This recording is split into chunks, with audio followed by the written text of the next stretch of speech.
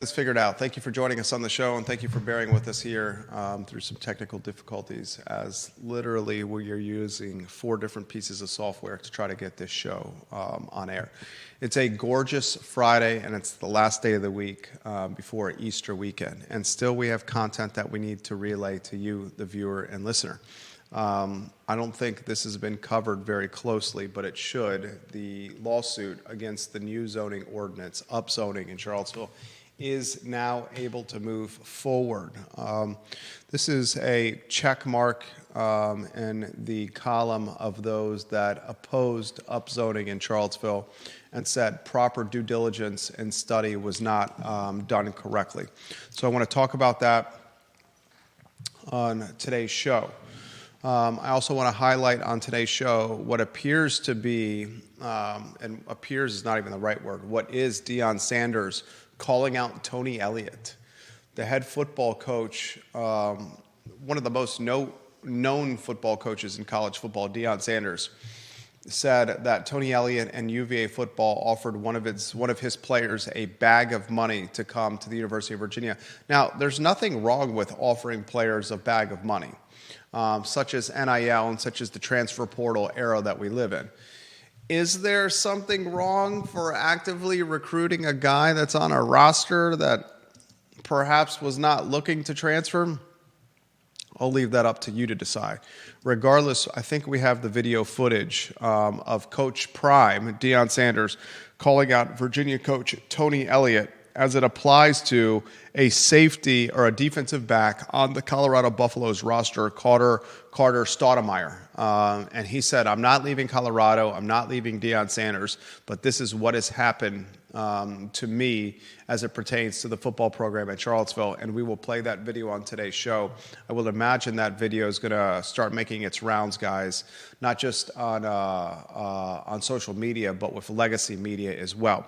I want to talk on today's show about 717 Hinton Avenue, and give me a thumbs up when you have that video, okay? 717 Hinton Avenue, guys, asking price of $1,075,000, now under contract in Belmont. 3 bedrooms, 2 baths, just under 2,000 square feet. It did not take long for this home to go under contract.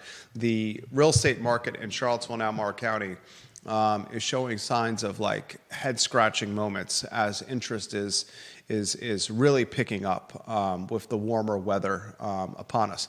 We'll talk on today's show, guys, of thank goodness the 4th of July fireworks returning, this time atop Carter's Mountain, as a push has been made to save a community event, an Independence Day celebration that prior to COVID used to be the talk of town. Fireworks in McIntyre Park captivated the attention of all of us. Lawn chairs, picnic blankets, food, some spirits in McIntyre Park as we watch the sky get peppered with fireworks as we celebrated our independence.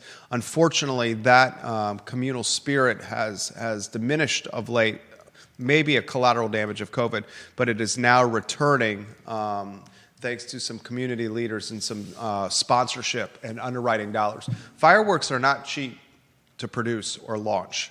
And this very short 18-minute segment of fireworks on the 4th of July is going to cost a boatload of money. We'll put that in perspective on today's show. I want to talk on the program the economics of UVA season ticket price increases. Judah and I wanted to talk about tacos, Judah's spirit animal tacos, on the program today. And of course, answer any questions that you may have. Judah, we'll go to a studio camera and a 2-shot. You got that Coach Prime footage locked and loaded? I do. Fantastic. We're up in air. I appreciate you getting us on the show here. Headline that most intrigues you today and why? Let's see. Well, I'm also thrilled that we're getting the fireworks back, at least in one place, and I'm always excited about tacos. Tacos, your spirit animal, you say. Charlottesville Sanitary Supply, online at charlottesvillesanitarysupply.com, located on East High Street. John and Andrew Vermillion are doing fantastic things at a 60-plus-year-old business, Charlottesville Sanitary Supply. Support the businesses you want to see make another 60 years, and this is certainly one of them. Small Business Person of the Year, John Vermillion. and Andrew Vermillion, his son, carrying the business on into another generation of proudly serving the community, Charlottesville Sanitary Supply. I want to talk about the lawsuit. I'm very excited to talk about fireworks as you are, tacos as you are. I'm concerned with what's happening with licensing and tickets at UVA, with the athletic department asking for a significant amount of money from the fan base that's interested in basketball, especially since the basketball team has struggled. We'll show the video footage of Deion Sanders calling out Tony Elliott on today's show. Literally looks at a camera and mentions Virginia and UVA, and it's attempt to steal a Colorado player from a roster with what he says is a bag of money. But I think the first topic that we should talk about, because it's been in the works for years, is Charlottesville Circuit Court Judge Claude Worrell has basically said that this lawsuit against upzoning in the city of Charlottesville can move forward. And I've heard from folks that were in the courtroom, the folks that were that are the plaintiffs that are suing the city of Charlottesville. They highlighted a number of things and direct messages and text messages to us. First, that they highlighted that the city law firm, and remember, there's no city attorney right now.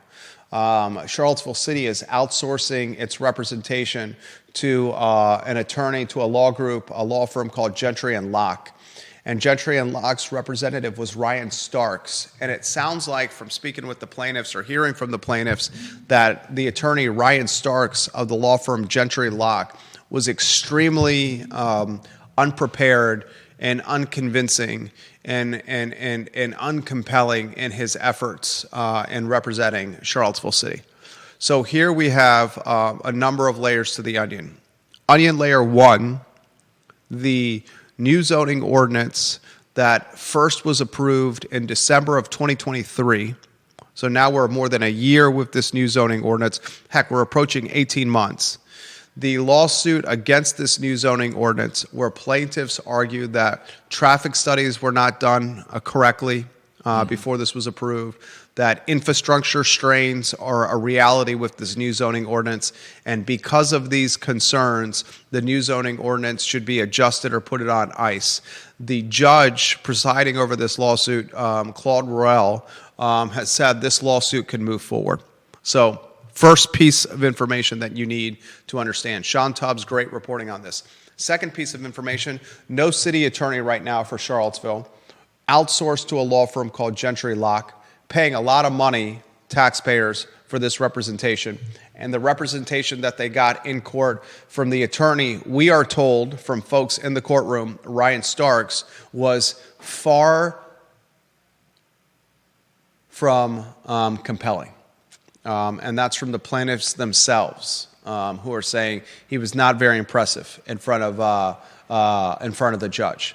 So what does this mean to us? Well, it means that Charlottesville is going to continue to have to defend itself in court. What it means for the plaintiffs is they're going to continue to have to foot the bill on this lawsuit. And a lawsuit that continues to run this length of time is not cheap to foot. It's not cheap to foot. And Worrell's even said that it may not come to trial quickly. Yeah, I mean, I think we're a long ways away from this. Does it mean for Charlottesville proper, Charlottesville as a city, as a jurisdiction? It means that you're not going to have any clarity on upzoning or new zoning anytime soon. And if you don't have clarity on this ordinance, why would folks choose to move forward under such cloud of uncertainty? Like, if you're a developer, I mean, look at the Alderman Road project. We highlighted this project, 303 Alderman Road in Charlottesville? 303 Alderman Road in Charlottesville, ladies and gentlemen, the rancher that was purchased in the Lewis Mountain neighborhood, that continues to be put on ice. $835,000 Evergreen Home Builders paid for 303 Alderman Road in June. Nothing has happened to this, ladies and gentlemen. I mean, June of 2023, and still nothing has happened to this. Let me confirm the purchase price on the GIS here. I'm going to open the GIS. God, I've been spending so much time on this website lately. 303 Alderman Road, and I feel for the Evergreen folks. I also feel for the Lewis Mount neighborhood. It was purchased in June of 2024, excuse me. So we're approaching a year of ownership here. $835,000 by Evergreen Home Builders. We're almost at the 1-year marker, and nothing has been done with this. Yeah. The luxury brownstones no closer to materializing than they were when this closed in June. So follow it. It's a story to follow. The judge is saying this isn't going to be decided anytime soon. Yeah. The plaintiffs have to figure out how they're going to continue paying for this. The city of Charlottesville's got to figure out how it's going to still pay for this. Obviously, it's your tax dollars. If you're on the city of Charlottesville side, you hope you get better representation than what you saw in the middle of this week. Well, we heard it was very poor. You have the questions that surround the judge who lives in the city, owns a house in the city, and whose wife was a housing advocate that pushed for housing and more density. Pushed for the zoning. The plaintiffs straight up, if this doesn't go this way, are going to appeal and said it was the wrong judge to make this call. They've already indicated that because of conflict of interest. And as a result, everyone in the city is left with this zoning ambiguity, zoning uncertainty, ambiguous zoning, and projects are just going to sit on ice. Mm-hmm. Not the type of headline that's going to drum up interest like alleged white collar racketeering at UVA, but nevertheless the type of headline that should be followed because it impacts the community closely, significantly. We'll follow it on the I Love CVille show. Another headline we should follow as you're rotating lower thirds on screen is the Deion Sanders. This hit the interwebs about 90 minutes before the show, and frankly was one of the reasons why we were late coming on the program.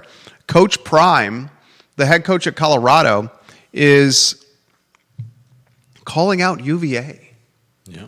The University of Virginia, according to Coach Prime in video footage now released before this show, according to Coach Prime, Tony Elliott and UVA football went after one of his rostered football players, a defensive back. And this defensive back had a breakout season, ladies and gentlemen, last year. And Virginia, who's trying to repair its football program, it has the least amount of wins of any of the Power Football Conference teams over the last 3 years. UVA has the least amount. And Tony Elliott this year is coaching for his job, and he evidently, according to Deion Sanders, tampered with one of his football players, defensive back Carter Stoudemire. And in a practice session that was videoed by Colorado staff, Deion Sanders tells the tale or the story, according to Deion, it's fact, of UVA football offering a rostered Colorado football player a bag of money to leave Colorado to come to Charlottesville, a young man by the name of Carter Stoudemire. We have that video footage for you. Do you have that ready to go? Yep. Let's play that video footage in 3, 2, 1. Virginia, you gotta stop. I let you have one. I ain't say nothing about it. Hold him up. Come on now. Come on. We let you have one. Yeah, we're coming for you. I ain't say nothing about it. Hey, it's another brother. What do you make? What do you make of that? I mean, he's obviously not happy. And Maybe the most star caliber coach in football right now. I'm not saying he's the most successful.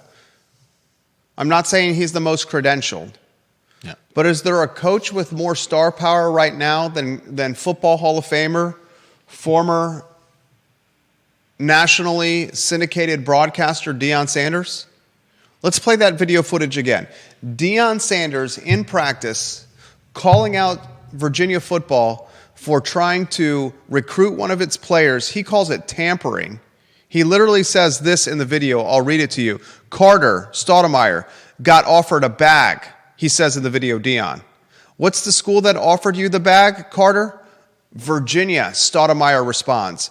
Then Sanders says to the camera, Virginia, you got to stop. I let you have one. I ain't say nothing about it. Come on now. Come on now. We let you have one, Deion Sanders says. And then we got tampering, the word tampering being used as it pertains to Virginia football. Let's play that video footage again in 3, 2, 1. Virginia, you got to stop. I let you have one. I ain't say nothing about it. Hold him up. Come on now. Come on. We let you have one. Yeah, we're coming for you. I ain't say nothing about it. Hey, it's another brother. Is that the era we live in? I guess that is the era we live in, where schools are now going after actively rostered players and saying, here's a bag of money, come play college football for us, leave your team and come play for us. Do we blame Virginia football for this? Do we blame Tony Elliott for this? Deion Sanders certainly does. Or is this just how you have to recruit in the NIL transfer portal era that we live in, that we're rooting in, that we're pulling in? That's the question. And I'll say this, is this a sign of desperation? Would Tony Elliott have made this move if he wasn't coaching for his career right now in Charlottesville? If the year doesn't go well in 2025 for Virginia football, the man is fired. The head coach is fired. Is that a sign of desperation? And the very intriguing part, and you can go to the economics of season tickets here. If you stay in a two-shot, if you put that lower third on screen for me.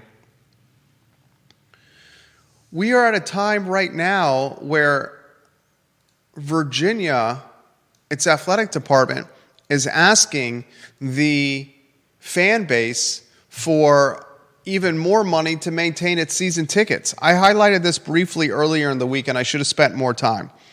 There's an Instagram account that I follow called Wahoops that's really got its coverage dialed in with Virginia athletics. It wrote this Instagram account 3 days ago, said, the UVA Athletics said, do you have the seating chart that you can put on screen? Let me check. If you have that seating chart, give me a thumbs up so we can mention it live on air. It's on screen? Take a look at the screen, guys. So we're putting the seating chart that was released to fans. Okay? And this would be for the start of the 2027 calendar year. UVA Athletics announced yesterday the 2027 seating plan according to the Instagram account Wahoops for men's basketball. Starting in 2027, these are the prices you'll need to pay. If you want 2 tickets in the pink section, $319, which is not the best seats behind the basket, you will have to pay $7,000 now or $10,000 over 5 years. That's $2,000 per year, $1,000 per seat, plus you'll need to donate $3,500 per year for those 2 tickets. So for 2 tickets in the pink section, you'll pay $27,500 over 5 years. If you want 2 tickets in section 112, the yellow section, you are going to pay $142,500 over 5 years. They're asking their most loyal fans for even more money at a time when the basketball team has struggled mightily. Think about that. They're asking for even more money from fans at a time when the basketball team has just come off a sub-500 season. So here you have 2 examples of where we are in college athletics and the lack of amateurism in college athletics. Example number 1, Tony Elliott actively recruiting a Colorado football player, and according to the Colorado head coach, offering the young man a bag of money to defect from his current team and program and then head across the country to Charlottesville to UVA with what? 5 months before the season starts? 4.5 months before the season starts? That's one example. Deion Sanders uses the word tampering. Their words, not mine. Example number 2, basketball team is coming off a sub-500 year, a losing campaign, and fresh off the losing campaign, when not a single rostered play, not a single active minute player is returning to this team. Now you got Elijah Gertrude returning. You got talented upside big man Carter Lang, who played at Vanderbilt, that redshirted this past year and was on the roster as a walk-on. He's got tremendous upside and should be kept on this team. Elijah Gertrude's got some upside as well. He's coming off a blown knee injury. But the athletic department is asking its fan base for even more money. That's the era we live in. Do you fault Tony Elliott? I don't fault Tony Elliott. The man, if he doesn't perform this year, will be fired. Do you fault the athletic department asking for more money? I don't fault the athletic department asking for money. They have to pay players a boatload of money to field a winning roster. The interesting aspect of that press release the athletic department sent when notifying fans that they were going to ask them for more money to keep their season tickets is they kind of alluded that Ryan Odom was going to put a winning product on the court in year number 1. I would say the pressure to win now for coaches is greater than it's ever been, even brand new coaches who are expected to perform in their first year on the job. James Watson, watching the program, he says, great work, Tony Elliott. Shows to me that Coach Elliott is doing what he's got to do to put talent on the field.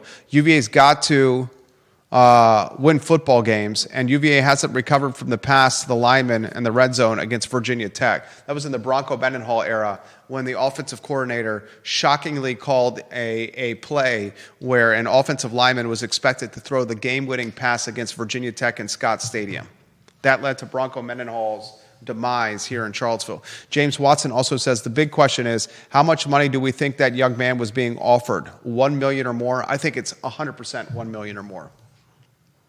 I think it's 100%. And April, before the season starts, to get a player to leave a program of Colorado's prestige or acclaim or attention with a coach in Deion Sanders who drives the market, to come to Charlottesville to play for a school that has the worst record of any of the power conferences in the last 3 years, the bag of money is north of $1 million easy.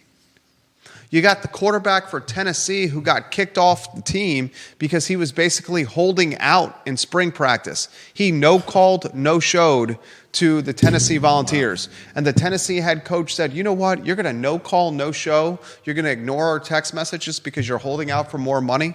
You know what, you're not on the team anymore. And as soon as he got booted from the team, you had programs like UCLA showing interest into the kid. It's just the era we live in. Do I fault Tony Elliott? No. Do I fault the athletic department asking fans for more money? No.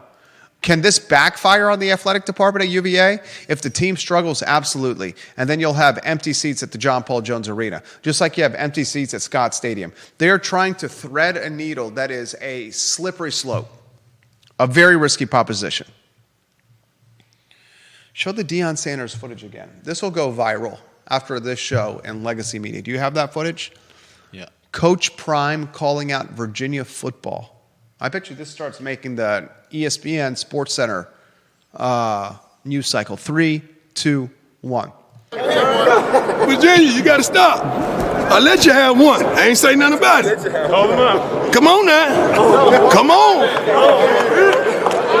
We let you have one. Yeah, we're coming for you. I ain't say nothing about it.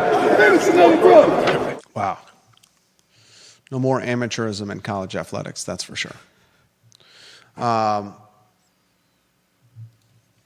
Next headline, what do you got, Gita? Next, we've got 717 Hinton. Did I send you this link to get the photos on screen or no? No. Why don't I Facebook DM you this? You get that lower third. I'll give a little commentary on this. This was sent to me by multiple people. 717 Hinton Avenue is a great street in Belmont. This house, folks were chomping at the bit with interest. That link is in your inbox. A house like 717 Hinton Avenue trading, or it's under contract, it's pending, for more than $1 million, a 3-bedroom, 2-bath, 1,957 square foot home that's 105 years old. Now, it's got some add-ons. It's been very nicely remodeled.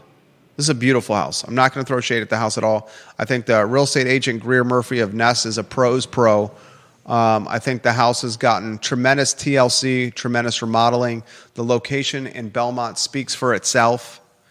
But we are now in an era where 105-year-old homes on post-stamp sized lots are trading for well over $1 million with ease.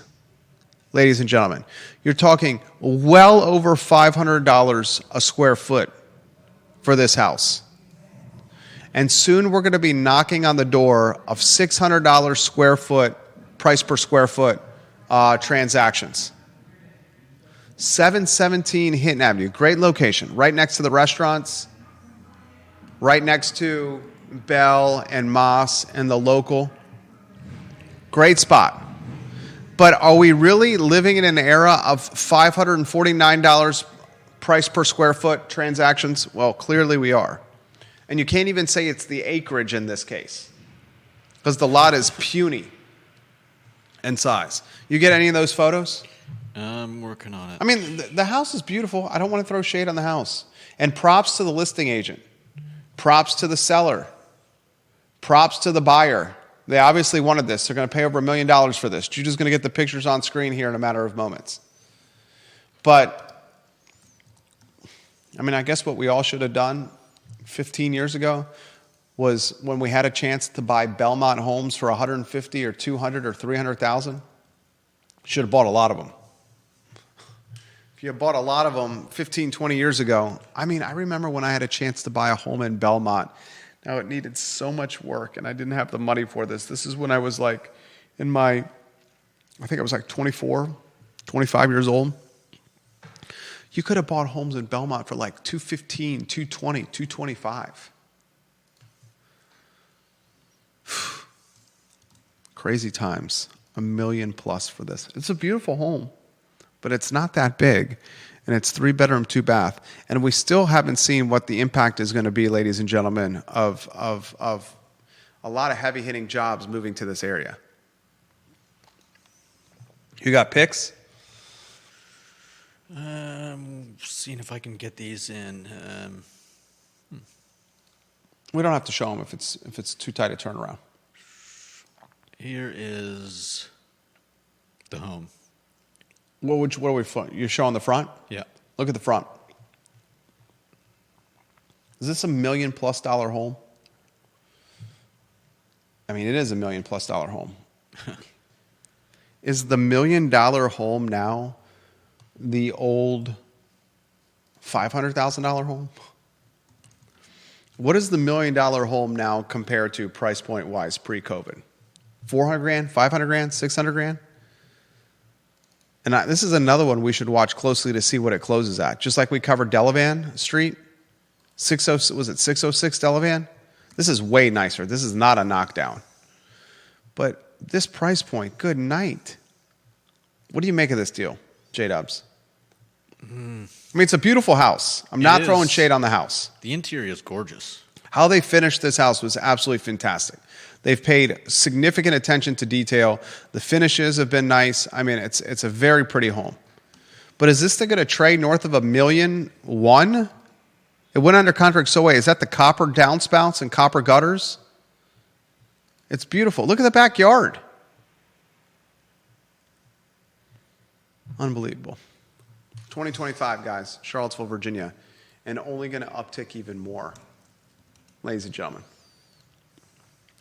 You'd be about this house, Judah? The location's great. I think it's a great looking house. I don't know if I'd pay what they're asking, but Juan Sarmiento asks, what did this house sell for last? Well, I'll open the Charlottesville GIS. You will be surprised. Now, I have to highlight that this house, they've put a lot of money into remodeling this house. A lot of money into remodeling this house. I'm going to the Charlottesville GIS. I'm typing in 717 Hinton Avenue.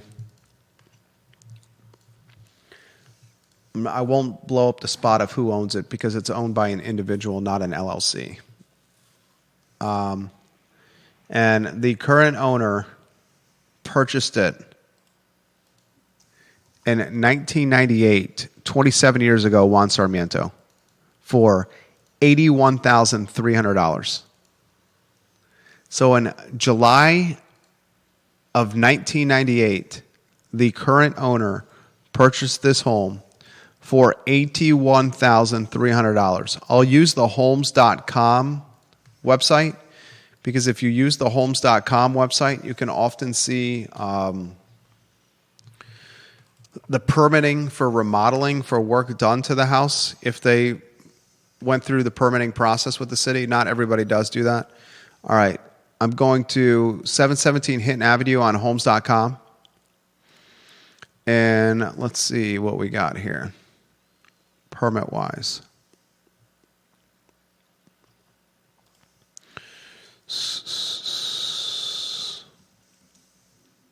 I mean, guys, the assessment on this house is $665,800. It's assessed at $665K. It's probably going to trade somewhere in the neighborhood of $1.1 million. It went pending in 4 days. It was listed on April 11th and went pending on April 15th at 549 square feet. Holmes does not have any of the permit projects, of any of the remodeling permits in here, which is totally fine. Unbelievable. Welcome to Charlottesville in 2025. And I said this earlier in the week. This type of activity is going to only worsen once biotech school and data science school are fully up and running. No doubt. It's only going to worsen. Appreciate the question, Juan Sarmiento.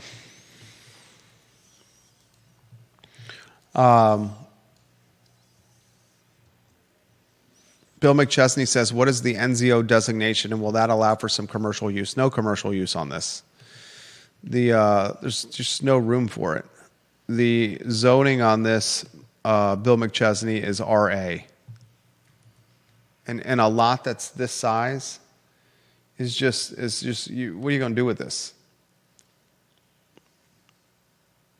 I mean, you just got no room to add anything to it. All right, next headline. What do you got, Judah Wickauer? Fireworks are back. This is good news, right? Oh, yeah, this is great news. We were questioning what happened to community spirit and volunteerism and engagement, community engagement. This is a great first step. Yeah. The fireworks are returning on the 4th of July. Carter Mountain, the location. A couple of very important underwriters. James River Bank is one. Bank of the James. And Carter Mountain Orchard are the main sponsors. They're going to get some love from the city, the county, and UVA. And it's going to be an 18-minute CVille spectacular. 18 minutes of fireworks is extremely costly. So they're asking the community for donations to help offset the overhead for this Independence Day celebration. What do you make of this, Drew? I think it's great, and the and the location is awesome too because it'll be visible. I'm guessing for miles around. I wouldn't be surprised if you could see it in other cities. Other counties around Charlottesville? Yeah, Yeah, I think you will be. it'll be nice. Nice to have fireworks back. Nice I to hope have it's the someplace to start go. of other projects that are coming online. I agree. I would like to see the Dogwood Parade return. I would like to see First Night Virginia return. I hope it's the start of other stuff happening community-wise. Right now, the Tom Tom Festival's going on. Yeah. From what I can tell, the Tom Tom Festival's going well. I want to see that go, the community spirit return. Abru Solutions says, I love this show. So fun, educational. Keep up the great work. And Random Advice on YouTube is watching from Chattanooga. And they say the status on that home is pending. You're absolutely right, Random Advice. I love when folks are watching from different states that are tied to Charlottesville. And Bill McChesney says that home on Hinton Avenue, the sale of that property will drive future assessments up, again, contributing to gentrification, 100%. That's absolutely what's going to happen. Absolutely what's going to happen. As these sales happen, like how many $1 million+ sales happen on Hinton Avenue? I could probably dig into the Charlottesville DIS. Let me see if I can. Charlottesville GIS. I'm going to type in Hinton Avenue. I don't know if I'm going to be able to do this on the fly. Street name, Hinton Avenue. There are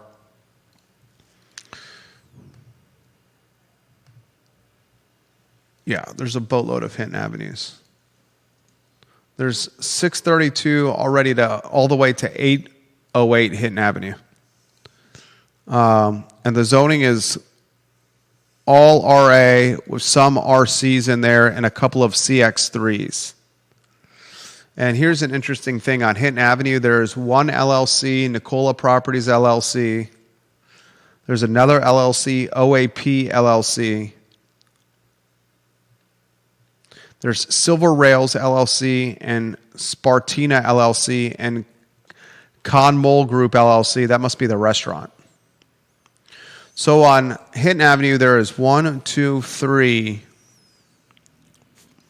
LLCs that own properties on Hinton Avenue. All the other owned homes are owned by locals.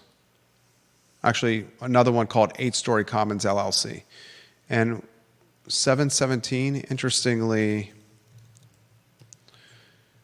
the listing agent of 717, who's a very good agent, also lives on Hinton Avenue